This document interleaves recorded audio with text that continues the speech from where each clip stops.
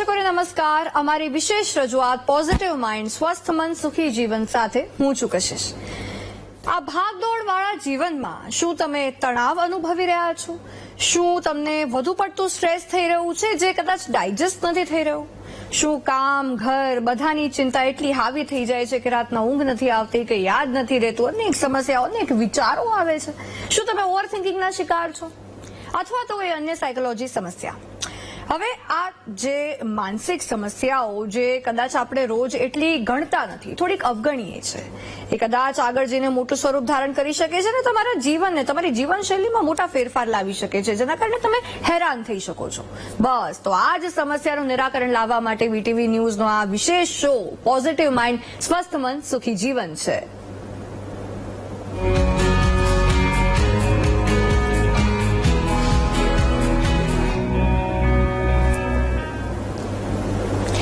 આજે અમારી વિશેષ રજૂઆતમાં આપણી સાથે ડોક્ટર પ્રશાંત ભીમાણી છે કે જે સિનિયર સાયકોલોજીસ્ટ છે, અને જે નંબર અમે તમને દર્શાવી રહ્યા છે એ નંબર પર તમે અમને કોલ કરીને ડોક્ટર પ્રશાંતને તમારી જે માનસિક સમસ્યાઓ હોય એને લઈને સવાલ પૂછી શકો છો, અને ડોક્ટર પ્રશાંત પણ પૂરો પ્રયાસ કરશે કે એનું નિરાકરણ લાવી શકે. ડોક્ટર પ્રશાંત, વેલકમ.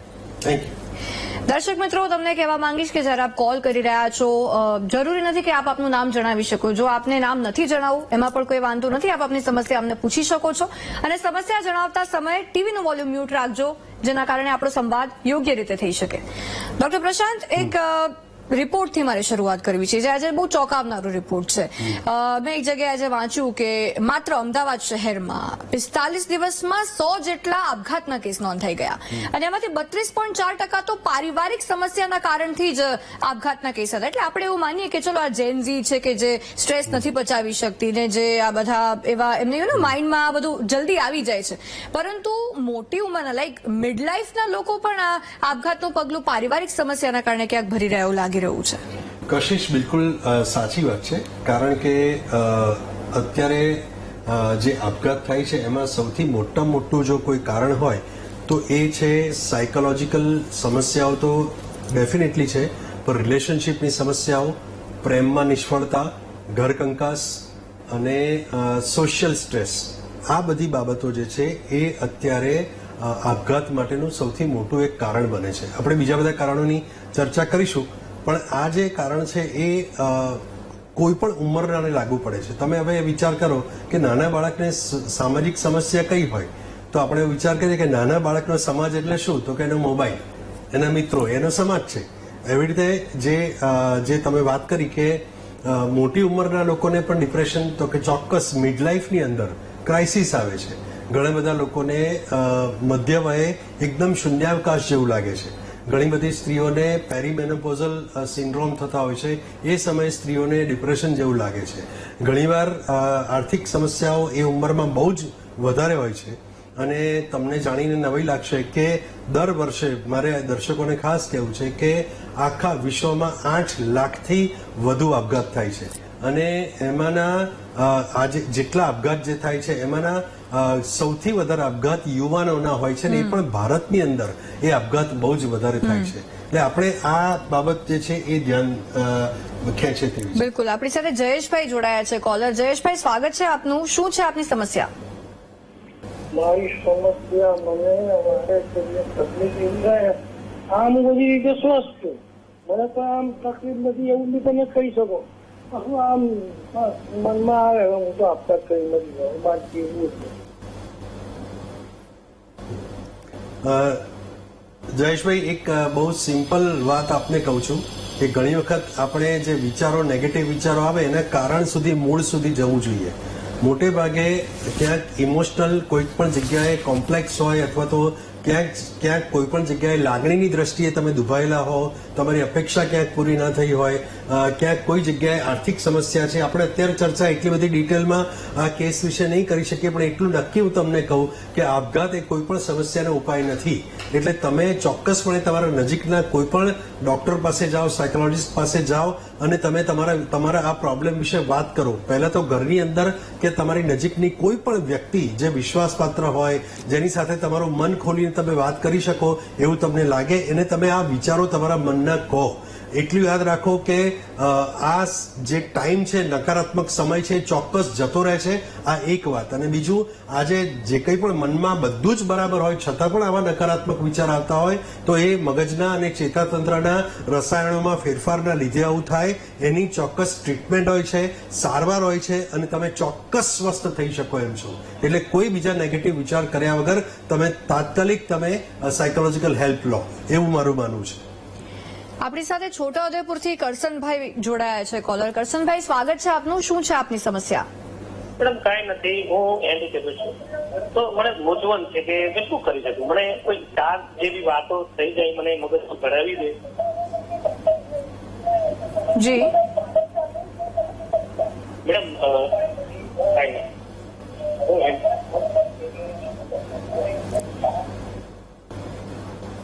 લાગે છે કરસનભાઈ નો કોલ આઈ થિંક કટ થઈ ગયો છે.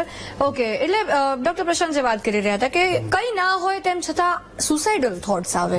લાઈક નાની વાત અંદર આપણે લોકો એટલું ઓવર થિંકિંગ કરીને એટલી મોટી કરી નાખે કે એમ લાગે કે હવે જીવવું જ શું કામ. તો આ સમય દરમિયાન એમણે શું કરવું જોઈએ કે સુસાઇડલ થોટ્સ માંથી બહાર આવી શકે? પહેલા તો આપણે એ વિચારવું પડશે કશિશ કે આ કેમ આવે છે. તો એના કારણો, હું જો મેજર કારણોની વાત કરીએ તો 3 પ્રકારના કારણો છે. એમાં બાયોલોજીકલ આવે, સાયકોલોજીકલ આવે અને સોશિયલ કારણો આવે, અથવા સોશિયો કલ્ચરલ રીઝન આવે. તો આ 3 પ્રકારના કારણો છે. એમાં જો શરીરના રસાયણોમાં ફેરફાર થયા હોય, જીનેટિકલી તમને કોઈ આગળ ઉપર પણ કોઈ માનસિક રોગ હોય કે ડિપ્રેશન હોય તો પણ વારસામાં આવી શકે. બીજું, તમારા નાનપણમાં ઉછેર દરમિયાન કોઈ એવા ખરાબ અનુભવો થયા હોય, કોઈ નિષ્ફળતા મળી હોય, કોઈ પણ જગ્યાએ ક્યાંક કોઈ સ્વજનનું મૃત્યુ થયું હોય, કોઈ ફાઇનાન્શિયલ લોસ થયો હોય, પરીક્ષાની અંદર પરિણામ બરાબર ના આવ્યું હોય, અથવા તો કોઈ પ્રેમમાં નિષ્ફળતા ગઈ હોય ત્યારે પણ આવું થઈ શકે. ઘરના જોડે કંકાસ થતો હોય ત્યારે પણ આવું થઈ શકે. અને સોશિયલ જે રીઝન છે એની અંદર લોકો શું કહેશે એની બહુ બધી ચિંતા હમણાં આજકાલ હોય છે. મેં જોયું છે કશિશ કે લોકો કોઈ પણ બાબત પોસ્ટ કરે તો મને ઓછા લાઈક મળે, તને વધારે મળે, એનું ડિપ્રેશન ઘણીવાર આવતું હોય છે. એટલે આ નવા પ્રકારનું ડિપ્રેશન. એક્ઝેક્ટલી. આપણી સાથે કૌશિકભાઈ જોડાયા છે આણંદથી કોલર. કૌશિકભાઈ, સ્વાગત છે આપનું. શું છે આપની સમસ્યા? મારો બાબો ને એના ભણવા માટે મારે ડિપ્રેશનમાં આવી જવું પડે. શેમાં ભણે છે તમારો બાળક? અત્યારે બહાર કોમર્સ લાઈન. કયા ધોરણમાં છે? 12માં. અચ્છા. હવે અત્યારે તો કૌશિકભાઈ એવું છે કે હવે પહેલા જેવું કશું રહ્યું નથી કે ડોક્ટર, એન્જિનિયર કે સીએ બને તો જ લાઈફ બની કહેવાય, બાકી ના બની કહેવાય, એવું નથી. તમે એ ચિંતા બિલકુલ છોડી દો. એ છોકરાની ઉપર ભણવાનું પ્રેશર કરવાનું તમે છોડી દો તો તમારું ડિપ્રેશન પણ ઓછું થશે અને બાળક પણ થોડું ઇઝી થઈ જશે. ધારો કે માર્ક ઓછા આવે તો પણ બહુ જ બધા એવા ઓપ્શન્સ કે એવા વિકલ્પો અવેલેબલ છે કે લાઈફમાં ઘણું બધું કરી શકશે. એટલે તમે મનમાંથી એ પહેલા જૂના જમાના જેવી જે ચિંતા હતી કે નહીં ભણે તો શું થશે આમ તેમ, એ અત્યારે છોડી દો. એને હળવાશથી ભણવા દો, એને એની રીતે મહેનત કરવા દો અને ચોક્કસપણે એ ધીરે ધીરે આગળ વધશે. કદાચ બની શકે કે માર્ક ઓછા આવે, કદાચ ન ભણતા હોય તો એ આગળ ભવિષ્યમાં કશું કરશે, પણ ચોક્કસ કરશે. એટલે ચિંતાથી તમે અત્યારે એ મુક્ત થાવ કે મારા બાળકમાં કંઈ નથી ને હવે શું કરશે, એનું ભવિષ્ય બરબાદ થઈ ગયું, આવા બધા વિચાર ના કરો. હું ચોક્કસ તમને કહું છું કે એને માત્ર તમે એની સાથે રહો, એના મનની વાત તમે શાંતિથી સાંભળો અને એને એક સપોર્ટ આપો કે બેટા ચિંતા ના કર, અમે બધા તારી સાથે છીએ, તારાથી જેટલી થાય કઈ મહેનત કર, બાકી આપણે બધા સાથે જ છીએ. અને આમાં કઈ આ માત્ર એક પરીક્ષા છે, એનાથી વધારે કશું જ નથી. આવું તમે પણ જયારે કહેશો, ઘરના બધા લોકો જયારે આવું કહેશે ત્યારે છોકરાને મનોબળ મજબૂત એનું થશે અને એને ચિંતા નહીં થાય અને તમને પણ નહીં થાય. આનાથી જ મને એક સવાલ થાય છે કે જે જૂનવાણી વિચારોની તમે વાત કરી કે એક સમય એવો હતો કે ભણવાનું ના, લાઈક બોર્ડના ટાઈમે ચિંતા કરવાની ને બધું. તો એક આ તો સમસ્યા છે કે સપોઝ એ ફાધર ચિંતા કરી રહ્યા હતા તો એ સનને પણ એમ થતું હશે કે મારા પર એટલું પ્રેશર છે કે મારે આ કરવાનું જ છે. એટલે એક સ્ટુડન્ટનું એ પ્રેશર સાથે આપણે અન્ય કિસ્સાઓ જોઈએ કે એક વર્કિંગ વુમનને એ પ્રેશર થતું હશે કે એ જે જૂના વિચારોમાં જે લોકો વિચારતા હોય એની આજુબાજુ રહેતા હોય અંદર, જયારે કોઈ જૂના વિચારો વાળા લોકો કોઈને એટલું પ્રેશરાઇઝ કરતા હોય ત્યારે વ્યક્તિને એમાંથી કેવી રીતે ડીલ કરવું કે એનું બધું જ નોર્મલી જીવન જીવી શકે, કોઈ ટેન્શન નહીં, કોઈ પ્રેશર નહીં, એના માટે શું કરવું જોઈએ? કોઈ સ્ટુડન્ટ હોય કે લેડી હોય, વર્કિંગ વુમન, એનીવન. આપણે કશિશ 2 બાબતોનો ફરક સમજી લેવો પડશે. એક તો સામાન્ય સ્ટ્રેસ છે, એ દરેક વ્યક્તિને આવે ને આવે જ. સ્ટ્રેસ વગરનું જીવન ન હોઈ શકે, આ બધાએ સમજી લેવાનું છે. પણ એ સ્ટ્રેસને તમે ક્યારેય ઝીરો નથી કરી શકતા. આ પણ યાદ રાખજો. કોઈ જો એવું કહેતું હોય, કોઈ પ્રેરણાદાયી પ્રવચનકાર કે કોઈ મોટિવેશનલ સ્પીકર કે તમારો સ્ટ્રેસ ઝીરો થઈ જશે ને આમ કરીએ ને તેમ કરીએ, એ નોનસેન્સ વાત છે. ક્યારેય એ ઝીરો થાય જ નહીં. તો શું કરાય? તો સ્ટ્રેસને મેનેજ કરવું પડે. મનોવિજ્ઞાન એવું કહે છે કે સ્ટ્રેસને મેનેજ કરી શકાય. તમારી સામે જે ચેલેન્જ આવે છે એ ચેલેન્જ તમારા વિકાસ માટે આવે છે. સૌથી પહેલી વાત તો આ છે. અને તમને જ્યારે પણ કોઈ સ્ટ્રેસફુલ સ્થિતિ લાગે ત્યારે આપણે શરીર જે છે એ 2 કે 3 પ્રકારના રિસ્પોન્સ આપે છે. કાં તો તમે ફાઇટ કરો છો, એટલે કે એની સામે તમે કંઈક લડો છો અથવા તમે કોઈ પગલા લો છો, કાં તો ફ્લાઇટ કરો છો કે ભાગી જાઓ છો, અથવા તો ક્યારેક કેટલાક લોકો ફ્રીઝ થઈ જાય છે, ત્યાં જ અટકી જાય છે. એટલે આવી આ 3 સ્થિતિથી વધારે કોઈ ચોથી સ્થિતિ ના થાય. તો આવા સંજોગોમાં આપણે જો એ સમસ્યાનો સામનો કરીશું તો ચોક્કસ એનો ફાયદો તમને થવાનો છે. અને સ્ટ્રેસ જીવનનો એક સામાન્ય ભાગ છે એવું માનીને ચાલવું એ વધારે સારું છે. અને સ્ટ્રેસ એ પ્લાનિંગથી દૂર કરી શકાય છે, પણ જો તમને સતત ચિંતા રહ્યા કરે, કોઈ પણ જાતના કારણ વગરની ચિંતા રહ્યા કરે, તો એને એન્ઝાયટી કહેવાય ને એના માટે સારવારની જરૂર પડે. બિલકુલ. આપણી સાથે રાજકોટથી સુરેશભાઈ કોલર જોડાયા છે. સુરેશભાઈ, સ્વાગત છે આપનું. શું છે આપની સમસ્યા? મને નેગેટિવ વિચાર બહુ આવે છે અને ડર બહુ લાગે છે. બસમાં જતો મુસાફરી કરતો તો લાગે બ્રિજ પડી જાય, ટ્રેનમાં જતો તો બ્રિજ ઉપર પડી જાય, ડર બહુ લાગે ટૂંકમાં, વિચાર નેગેટિવ બહુ આવે. આ જે છે એ અત્યારે ફિયરની સ્થિતિ છે ને કદાચ ફોબિયામાં પરિવર્તિત થાય એવું લાગે છે. ટ્રાવેલનો ફોબિયા ઘણીવાર હોઈ શકે ને અકારણ ભય ઘણીવાર લાગે ને ઘણીવાર એ ચોક્કસ પરિસ્થિતિનો જ ભય લાગે. આના માટે વ્યક્તિના અચેતન મનમાં નાનપણમાં ક્યારેક અથવા તો પહેલા એવા બનાવ બનેલા હોય કે જેને કારણે એનામાં બીક મનમાં ઘૂસી ગઈ હોય, તો એ મનના ઊંડાણમાંથી એ બીક ચોક્કસ ટ્રીટમેન્ટ દ્વારા કાઢી શકાય છે. પણ હું અમને એટલું ચોક્કસ કહીશ કે તમે રેગ્યુલર કસરત કરવાનું રાખો, રેગ્યુલર ચાલવાનું રાખો અને તમે નાના અંતરે મુસાફરી કરવાનું રાખો. ધીમે ધીમે અંતર વધારતા જાઓ તો ચોક્કસ તમારી આ બીક ઓછી થશે. પહેલા તમે કોઈકની સાથે બહાર જાઓ, પછી ધીરે ધીરે એ થોડા અંતરે એકલા જવાનું રાખો અને તમારો ભય ઓછો થશે. ને આ ભય કાલ્પનિક છે, સાચો ભય છે જ નહીં. કારણ કે દુનિયામાં આટલા બધા લોકો મુસાફરી કરે છે, ખાલી આપણને જ કેમ બીક લાગે છે? તો મુસાફરીની બીજી બધી જનરલ બીક લાગતી હોય એની પાછળનું કારણ એન્ઝાયટી છે અથવા અકારણ ભય છે. એને ધીરે ધીરે દૂર કરી શકાય છે. તમે મેડિટેશન કરો, પ્રાણાયામ કરો, યોગ કરો, ચોક્કસ તમને ફાયદો થશે. અને છતાં પણ ફાયદો ના થાય તો તમારે ટ્રીટમેન્ટ કરાવવી જોઈએ. જે સ્ટ્રેસ મેનેજમેન્ટ એની વાત કરી, તમે જે ચાલવાની કસરતની વાત કરી, એક લેમેન ક્વેશ્ચન છે કે જ્યારે સ્ટ્રેસ બહુ વધી જાય કે એન્ઝાયટી કે ડિપ્રેશનમાં હોય ત્યારે ડોક્ટર્સ એવું સજેસ્ટ કરતા હોય કે મોર્નિંગ વોક કરો, કસરત કરો, મેડિટેશન કરો. તો એનાથી કેવી રીતે આ બધું ઓછું થઈ શકે છે? બહુ સરસ સવાલ છે Kashish. Very very interesting question. કારણ કે લોકોને ખબર પડતી નથી કે તમે સલાહ કેમ આપો છો. બસ કર્યા કરે પણ કેમ કરે છે? મેં તમને જે બાયોલોજીકલ કારણની વાત કરી કે જે શરીરના કેટલાક રસાયણો છે એ રસાયણોમાં વધઘટ થાય તો આપણને ડિપ્રેશન કે એન્ઝાયટી જેવું પણ લાગતું હોય છે. પણ જ્યારે શરીર કોઈ એક્ટિવિટી કરે છે ત્યારે આ બધા રસાયણો કે જેને અમે ન્યુરો ટ્રાન્સમીટર્સ કહીએ છીએ એનું લેવલ અપ થાય છે કુદરતી રીતે. અને એટલે માણસનો મૂડ જે છે એ રસાયણો સાથે જોડાયેલો હોય છે. અને એટલા માટે શરીર જે છે એ વધારે હેપી ફીલ કરે છે.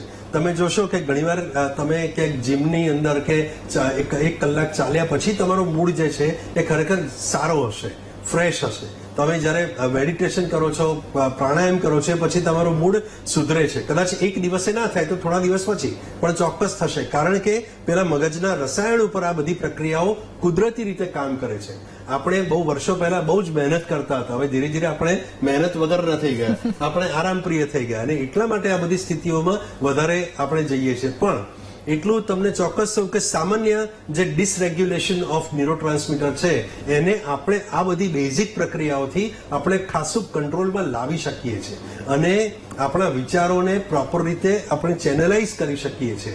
આનું કારણ સીધું જે છે એ રસાયણ સાથે આખી એક્સરસાઇઝની પ્રક્રિયાને બધું જોડાયેલું છે, એની સાથે મૂડ જોડાયેલો છે. એટલા માટે યાત્રી આપણી સાથે મહેસાણાથી જોડાયા છે. યાત્રી, સ્વાગત છે આપનું. શું છે આપની સમસ્યા? હા મેમ, મને છે ને વાંચું છું ખરી પણ તું પણ આમ મગજમાં આમ ટેન્શન રહે છે. કયા ધોરણમાં ભણે છે બેટા? હું છે ને મારું ગ્રેજ્યુએશન કમ્પ્લીટ થઈ ગયું છે અને હું સાઈડમાં ગવર્મેન્ટની પ્રિપેરેશન કરું છું. તૈયારી તો કરું છું, પણ એમ થાય છે કે થશે કે નહીં થાય. Yes, okay. હવે યાત્રી એવું છે કે મોટા ભાગનો જો પરીક્ષાનો ભય જે છે એ નિષ્ફળતાનો જ ભય હોય છે. એટલે આપણે એવું વિચાર કરવો જોઈએ કે આપણે બહુ જ સરસ તૈયારી કરીને પરીક્ષા આપીએ છીએ, પરિણામ જે આવશે તે બરાબર આવવાનું છે. કારણ કે ચિંતા કરવાથી આપણે માર્ક વધવાના નથી. એની બદલે આપણે વાંચતી વખતે ફોકસ કરવાની એક સરસ રીત બતાવું છું.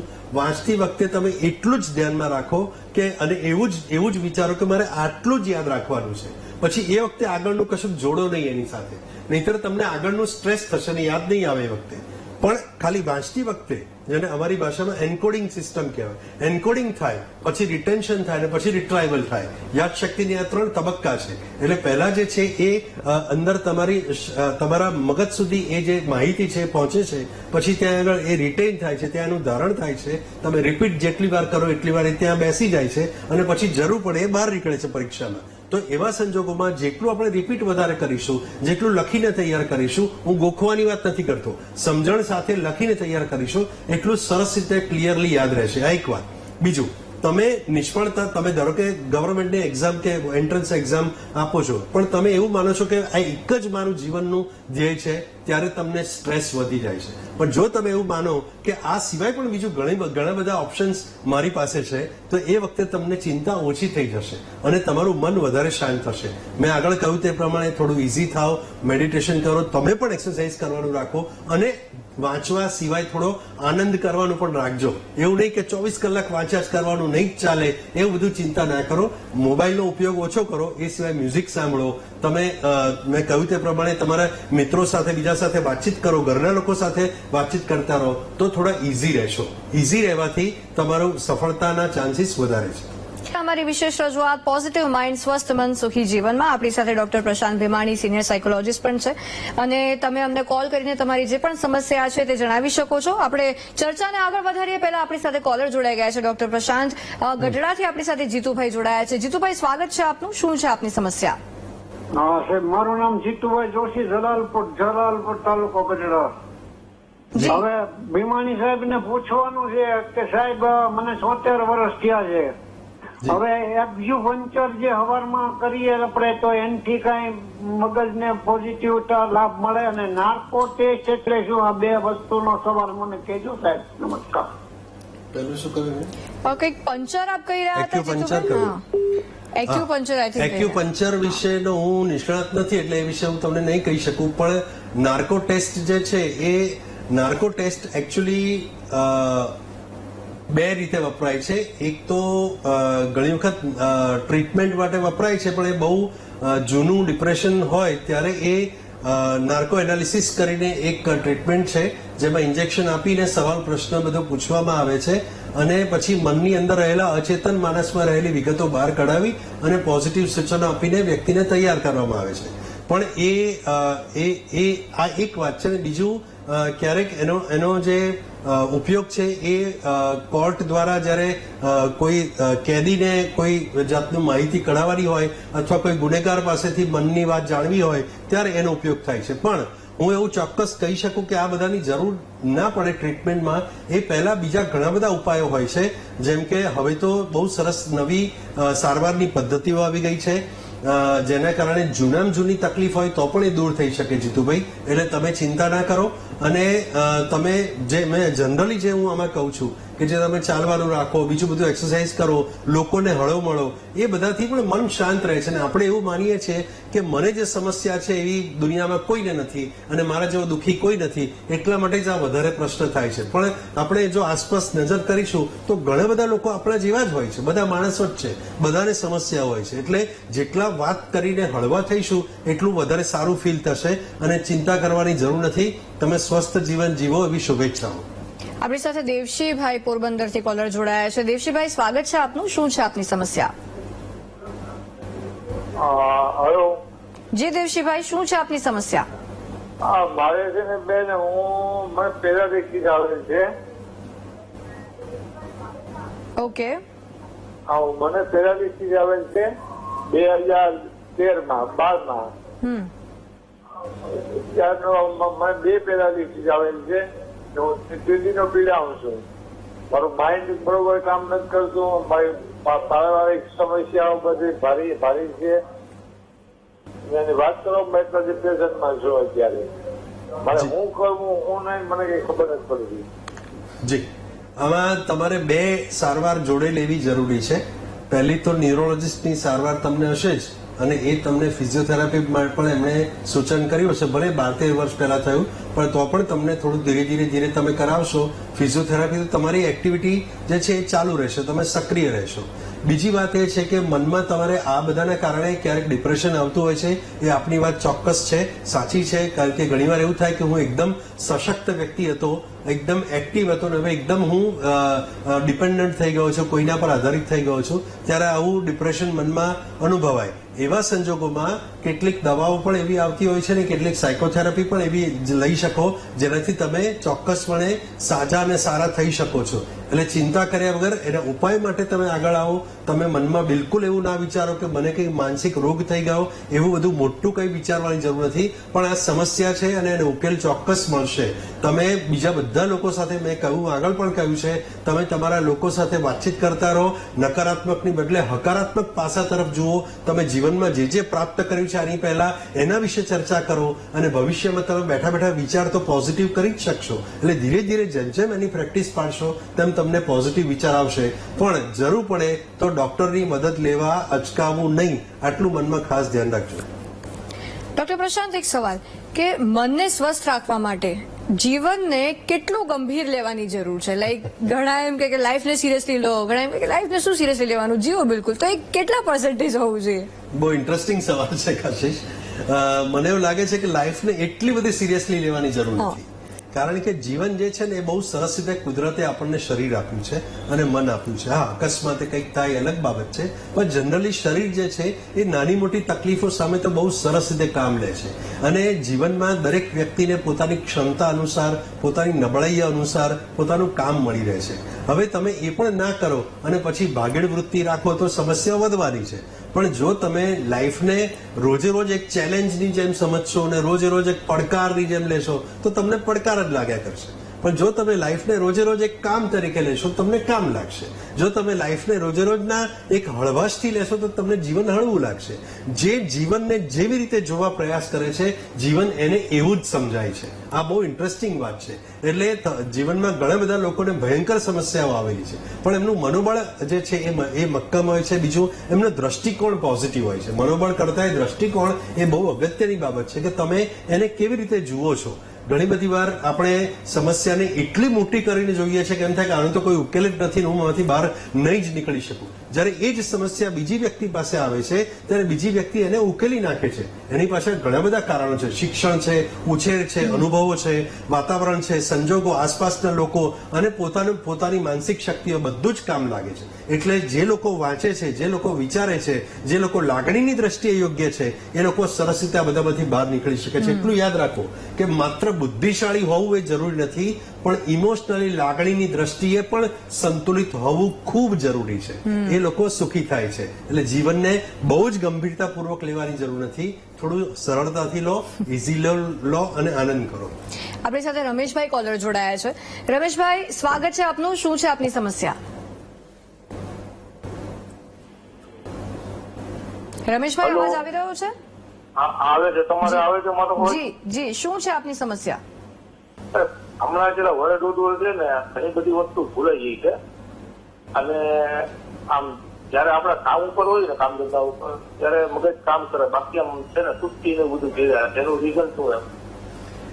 પહેલું તો એ છે કે ઘણીવાર બહુ વધારે પડતો મોબાઈલના ઉપયોગથી ક્યારેક આવું થાય. કોઈક વ્યસન હોય તો પણ આવું થાય, કોઈ સ્ટ્રેસના કારણે પણ આવું થાય, તમારા શરીરમાં કોઈ વિટામિનની કે કોઈ ઉણપ હોય બીજી કોઈ તો પણ આવું થઈ શકે, અને થાકના કારણે પણ આવું થઈ શકે. આ બધા એના ઘણા બધા મેં અમુક કારણો કહ્યા છે. આ સિવાય બીજા કારણો પણ હોઈ શકે. પણ જો ધારો કે તમારી ઉંમર વધતી હોય અને જો એની સાથે યાદશક્તિ એકદમ જ ઘટી જતી હોય તો તમારે એના માટે મગજના નિષ્ણાતની સારવાર લેવી જોઈએ. હું ન્યુરોલોજીસ્ટની વાત કરું છું, આ બરાબર તમે સમજો. તો એમની પાસે જવું જોઈએ. પણ જો તમને એમ થાય ક્યારેક હું ભૂલી જાઉં છું, ક્યારેક પાછું બરાબર બધું હોય છે, તો બહુ ચિંતા કરવાની જરૂર નથી. તમે પ્રાણાયામ કરશો, ઓક્સિજનનો મેક્સિમમ યુઝ કરશો, તમને ચોક્કસ ફાયદો થશે. મનને શાંત રાખવાની કોશિશ કરો અને શરીરને સક્રિય રાખવાની કોશિશ કરો. આપણી સાથે ભીખાભાઈ કોલર જોડાયા છે. ભીખાભાઈ, સ્વાગત છે આપનું. શું છે આપની સમસ્યા? ભીખાભાઈ નહીં, ભીમાભાઈ. જી ભીમાભાઈ, શું છે આપની સમસ્યા? નમસ્તે બેન. હા. નમસ્તે, અવાજ આવી રહ્યો? જી જી ભીમાભાઈ, અવાજ આવે છે. હા, હવે મારા બે પ્રશ્ન છે. મારી ઉંમર 70 વર્ષની છે અને ગઈ સાલ વર્ષથી પહેલા મેં પ્રોસ્ટેટ નું કેન્સર હતું ને, તો મેં એની ઓપરેશન કરાવ્યું. તો હવે અમુક ટકા યાદશક્તિ જાતી રહી. અને બીજા નંબરમાં મારા દીકરાનો દીકરો છે, એટલે મારા છોકરાનો છોકરો કે જે મારો પુત્ર, એને રાતે દેખાતું નથી. તો એના માટે વધારે પડતું શું કરવું અને ક્યાં એની જી, સારવાર લેવી? પહેલું તો એ છે કે પ્રોસ્ટેટના કારણે બીજું કોઈ મગજ પર અસર થતી નથી. પ્રોસ્ટેટાઇટિસ હોય અથવા પ્રોસ્ટેક્ટોમી કરેલી હોય કે એનું ઓપરેશન કરેલું હોય તો એને અને મગજને કે યાદશક્તિને કોઈ સંબંધ નથી. એ ચિંતા તમે છોડી દો. એ બીજા કોઈ કારણોથી હોઈ શકે, પણ આના કારણે ન હોઈ શકે, પહેલી વાત. બીજી વાત એ છે કે બાળકને જે તમે રાત્રે દેખાતું નથી, તો એને સાદી ભાષામાં આપણે રતાંધળાપણું કહીએ છીએ. તો આવું ધારો કે થાય, અથવા તો એને કલર બ્લાઇન્ડનેસ પણ હોઈ શકે. એ એક્ઝેક્ટ અહીંથી આપણે ન કહી શકીએ. એના માટે આંખના સર્જનને, આઈ સ્પેશિયલિસ્ટને, ઓપ્થેલ્મોલોજીસ્ટને તમારે બતાવવું જરૂરી છે. બાળકને ચોક્કસપણે વહેલી તકે લઈ જાઓ, એનું યોગ્ય નિદાન થાય તો યોગ્ય સારવાર થઈ શકે. તમારા મનની ચિંતા તમારા માટેની જે છે એ છોડી દો. એ મેમરી તમારી પાછી આવી જશે. કદાચ ઉંમર સાથે ઘટાડો થાય એ બરાબર છે, પણ બીજા કોઈ ઓપરેશનથી તમને કોઈ તકલીફ ના થઈ હોય એવું મારું માનવું છે અત્યારે. બિલકુલ ડોક્ટર પ્રશાંત, આપે એટલા બધા લોકોની સમસ્યાના નિરાકરણ લાવવાનો પ્રયાસ કર્યો અને ખૂબ મજા આવી આજની આ ચર્ચામાં. આપનો ખૂબ ખૂબ આભાર. Thank you very much. દર્શક મિત્રો, બિલકુલ ટિપ્સ જોઈતી હોય તો હા, ડોક્ટર પ્રશાંત ઇન્સ્ટાગ્રામ પર ડોક્ટર પ્રશાંત ભીમાણી નામના ઇન્સ્ટાગ્રામ આઈડી એમનું છે ઇન્સ્ટાગ્રામ પર, જેમાં સાયકોલોજીને લગતી, માનસિક સમસ્યાને લગતી અલગ અલગ ટિપ્સ તેઓ આપે છે. એ જરૂરથી આપ ફોલો કરીને ટિપ્સને આપ ફોલો કરશો તો આપની સમસ્યા ઘણી બધી તો એમને સોલ્વ થઈ જશે એવું મને લાગે છે. દર્શક મિત્રો, આજની આપણી આ વિશેષ રજૂઆતમાં હાલ બસ આટલું જ. આવતા શનિવારે સાંજે 5:30 આપણે ફરી મળીશું. આપ જોતા રહો વીટીવી ન્યૂઝ. નમસ્કાર.